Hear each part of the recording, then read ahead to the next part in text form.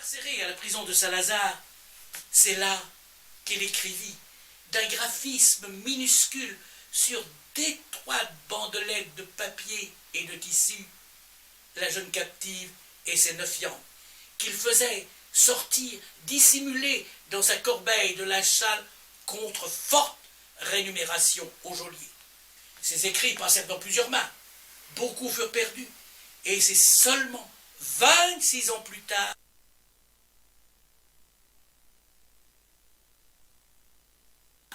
qu'ils furent partiellement rassemblés et publiés. Et c'est ainsi qu'apparut le nom d'André Chénier, considéré aujourd'hui comme l'un des plus éminents poètes français.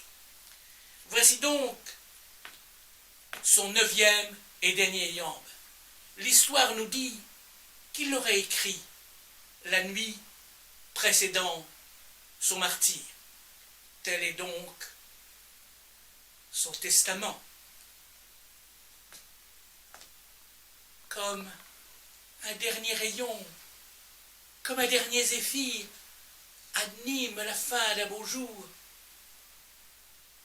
Au pied de l'échafaud, j'essaie encore ma lyre. Peut-être est-ce bientôt mon tour.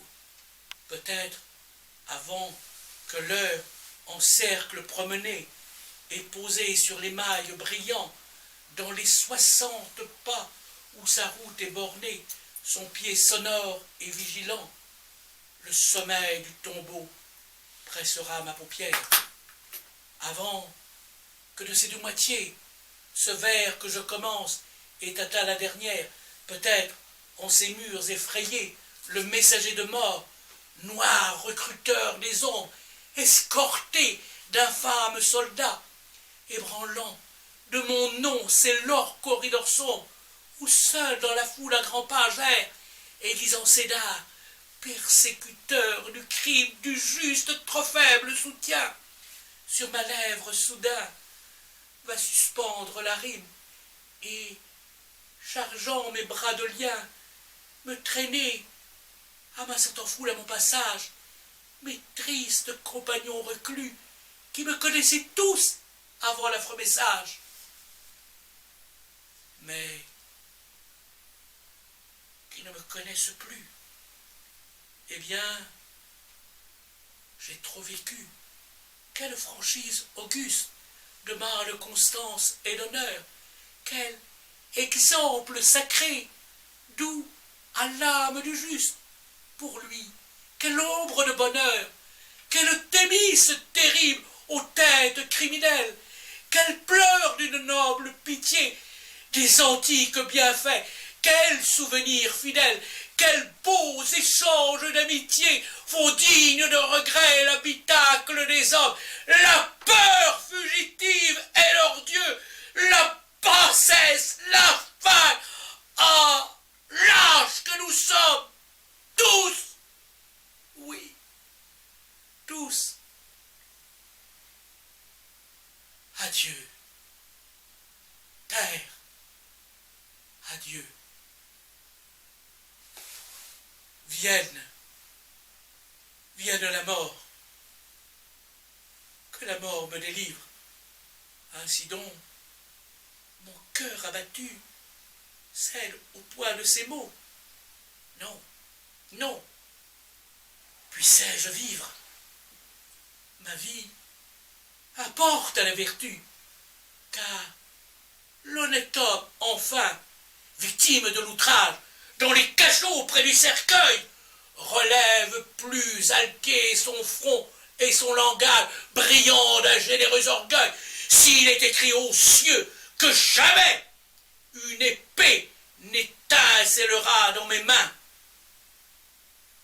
Dans l'encre et l'amertume, une autre arme trempée peut encore servir les humains.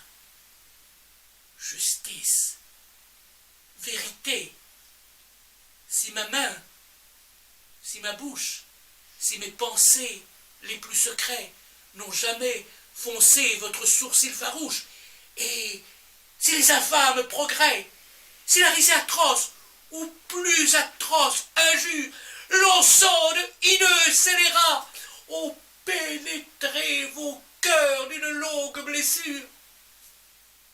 Sauvez-moi, conservez un bras qui lance votre foudre, un amant qui vous venge, mourir sans vider mon carquois, sans percer, sans fouler, sans pétrir dans la fange ces bourreaux barbouilleurs de loi, sévères, cadavéreux de la France égorgée, asservie. Oh, mon cher trésor, ma plume, fiel, Bill, horreur, Dieu de ma vie, à vous seul, je respire encore, comme la poire brûlante agitée dans ses veines, ressuscite un flambeau mourant. Je souffre, mais je vis, par vous, loin de mes peines, d'espérance, un vaste torrent me transporte. Sans vous, comme un poison livide, l'invisible dent du chagrin, mes amis opprimés du menteur homicide, les succès, le sceptre des rats, des bons proscrits, la mort ou la ruine, l'opprobre d'avoir à subir sa loi, tout eût tari ma vie, ou contre ma poitrine diriger mon poignard. Mais quoi?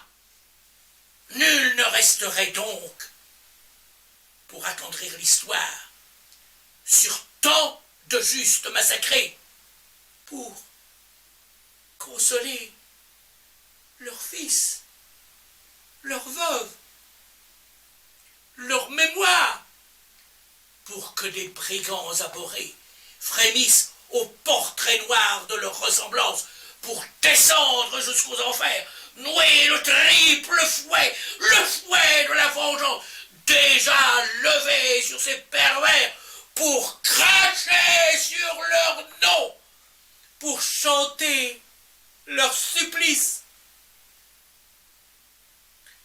Allons, étouffe des clameurs, souffre au cœur gros de haine, affamé de justice. Toi, vertu, pleure si je meurs. André quitta la conciergerie sur une charrette avec 27 autres condamnés sans avoir été défendu par un avocat et sur de fausses accusations prononcées par Fouquier-Tinville. La République n'a point besoin de poète. Sa seule grâce fut de passer le second au rasoir national. La veuve, place du trône renversé, l'actuelle place de la nation. Ces derniers mots furent dire que je n'ai rien fait pour la postérité. Pourtant, il y avait quelque chose là. Il venait d'avoir 31 ans. Sa triste et innocente vie ne s'est jouée que sur l'espace de 2 journées, car à peine 48 heures plus tard partaient à leur tour dans une autre charrette pour l'échafaud l'incorruptible Robespierre défiguré et 20 de ses avidés. Le livre de mémoire nous dit ce cri de rage d'une femme du peuple. Enfin, ces monstres retournèrent chacun en 2 morceaux dans les enfers qui les avaient vomis. La tête du serpent était écrasée, mais il avait dévoré le signe de la France, nous dit Alfred de Vigny dans ses magnifiques pages de Stelio. L'effroyable terreur prit donc fin le 28 juillet 1794. La dépouille d'André fut déposée dans une fosse commune, comme l'exigeait la coutume de l'époque, la tête entre les jambes, auprès des 1306 victimes de la terreur au cimetière de Picpus, là où repose aussi, sous le drapeau étoilé américain, celle du général de Lafayette, et auprès de celle des 16 bienheureuses carmélites de Maraville, Compiègne. Georges Bernanos par sa pièce, puis Francis Poulenc par son opéra, les ont immortalisées.